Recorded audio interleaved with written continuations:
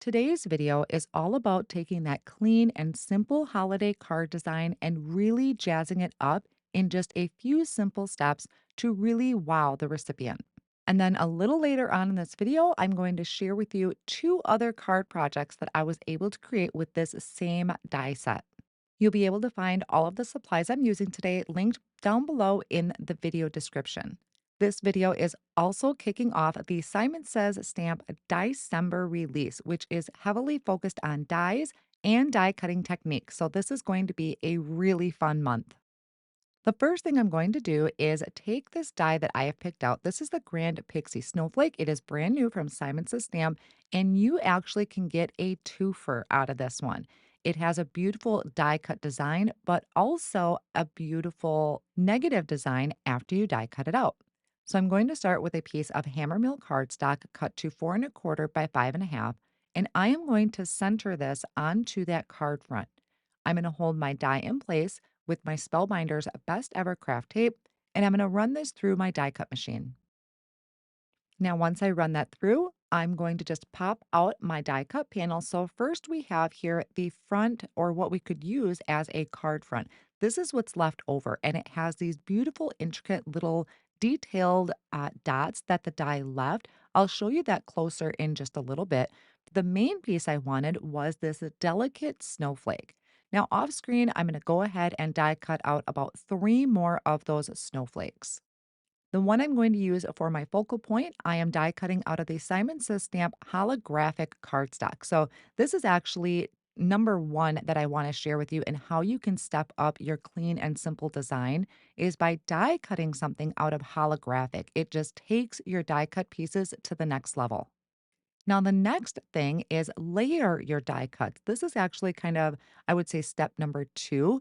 And even though this sounds pretty common, just by layering up your die cuts really adds a whole nother level of dimension to these. So I am layering up about 3 pieces die cut from white cardstock. I have some Gina K Designs Connect glue in a fine tip bottle, and I'm adding that to the back of them to layer it up, and then topping it off with the holographic snowflake. For my initial idea for the card design, I am going to bring out the A2 Masks stencil. I was debating between which size I wanted to use and how much white space I wanted to leave on the front of my card front.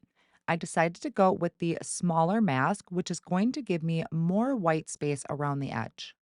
I have here two brand new tacky mats from Simon Says Stamp. One is a 7 by 10. The other one, I believe, is an 8 by 8. So I'm actually going to use the 8 by 8 craft tacky mat to be able to hold my stencil and cardstock in place. So I removed the liners from both sides because I like my mats to stick to my actual work surface. And I'm going to place my cardstock down on top of that. So the mat is holding that cardstock in place. Then I'm going to place my mask over the top. There are some etched lines, so I'm lining up those etched lines with my cardstock that is cut to 4¼ by 5½. And once again, this is Hammermill cardstock. I'm going to use Trio 7 from Simon Says Stamp. This has a beautiful assortment of real true blue colors that I thought would be beautiful with the snowflake. And this is my case for my blending brushes. I have my large blending brushes and my minis all stacked in this acrylic case that is actually used for lip gloss. I'm going to start on one end of my mask, starting out with the lightest color, which is marine, and I'm going to blend that up about halfway up that area. Then I'm going to come in with Cadet, and Cadet is pretty intense, so I tap off a lot on my work surface and also on my paper towel.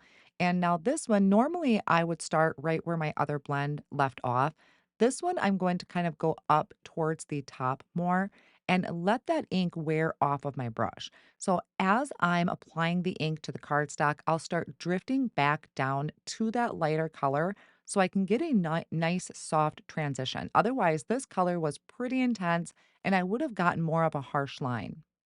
And then the final color up at the very top is going to be Royal. And this one too is very intense and super gorgeous.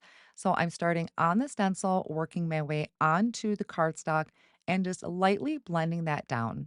These inks are also going to dry back a little bit, so it'll be a completely seamless blend at the end.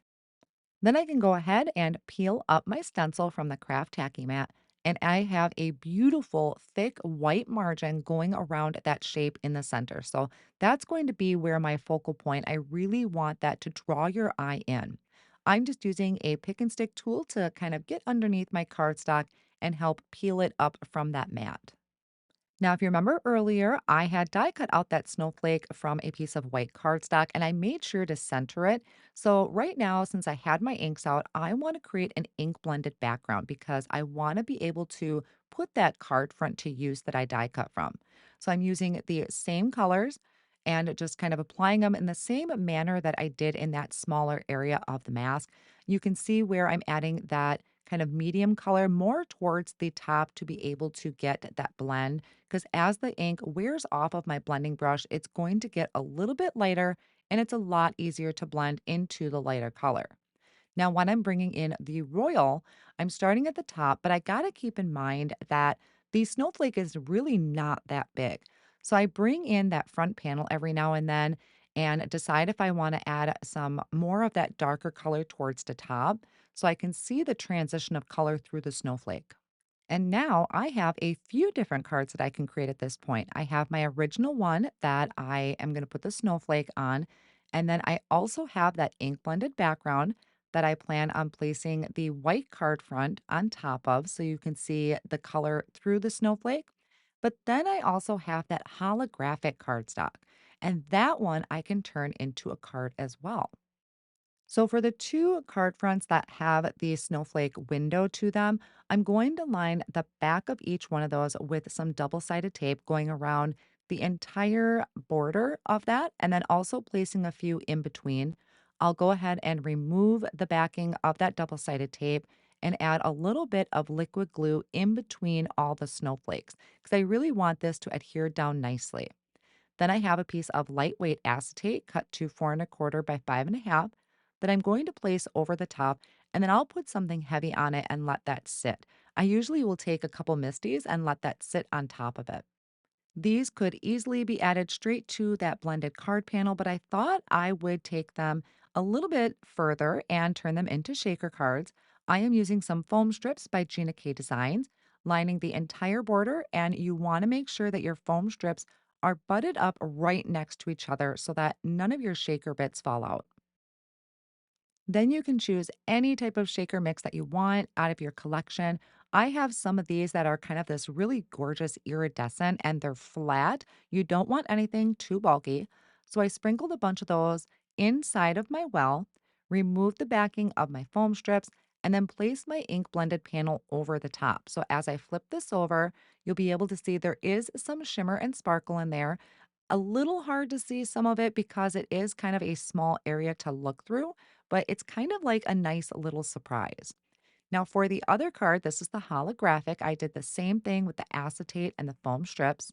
And this time I added these iridescent star confetti pieces. Again, just something from my stash. I'm trying to use up all of my shaker things that I can because I have a lot of embellishments. Now, this one too is a little bit hard to see. It's kind of like that hidden surprise. There's something there, but just not a lot of it showing. So, up to you if you want to turn that into a shaker or not. I think it is kind of a nice little surprise for the recipient. I'll finish those cards off in just a little bit, but back to my original card here, I am adding some liquid glue behind that layered die cut piece. And then I'm going to add this right in the center of that ink blended area.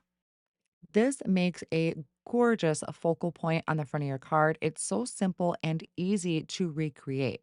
Now, for a sentiment, I didn't want anything too big. So I have some of these reverse winter sentiments. Some of them are on white, some of them are on black. I do prefer them on black, but also keep in mind these can be foiled. So I could have maybe used some deco foil to do them in silver, and then I would have had a silver sentiment. I picked out 3 sentiments for each of my cards and trimmed them out. And I also trimmed out some black strips of cardstock. And I'm going to layer the sentiments together as well. You could also use some black foam squares, but I do prefer cardstock strips because I feel like there's just a little bit more coverage for these smaller sentiments. I will build them up to be about 2 or 3 layers of black cardstock and just trim them out to fit on the front of the snowflake or in the center of the snowflake.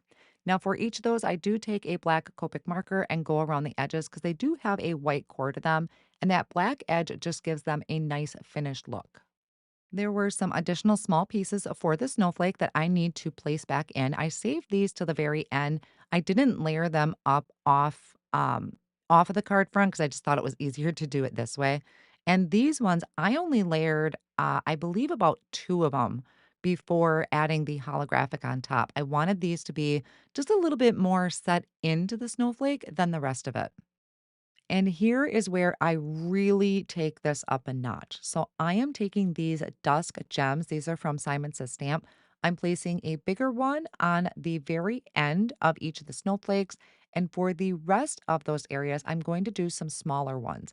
This seems pretty tedious, and it kind of is, but the results are absolutely worth it. It adds so much to it without overpowering the design.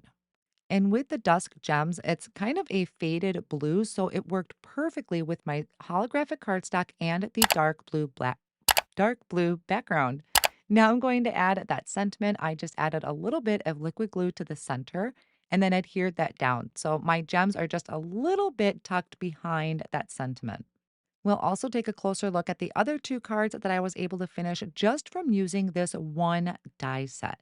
Now, I have the card front that was die cut out of holographic cardstock, just leaving it completely plain and simple with that shaker in the background because really the snowflake and that holographic cardstock really kind of take everything over, but it is gorgeous and just a simple sentiment right in the center. Very clean and simple. Definitely something that you can create with different shades of cardstock. And then we have our last one here, and I'll bring it up closer. You can see the detail that the die provides. It is beautiful in person. I have some more holiday cards over on my YouTube channel. I will link one here for you that you can check out. Again, all of my supplies are linked down below in the video description and over on my blog. Thank you all so much for joining me today, and happy December.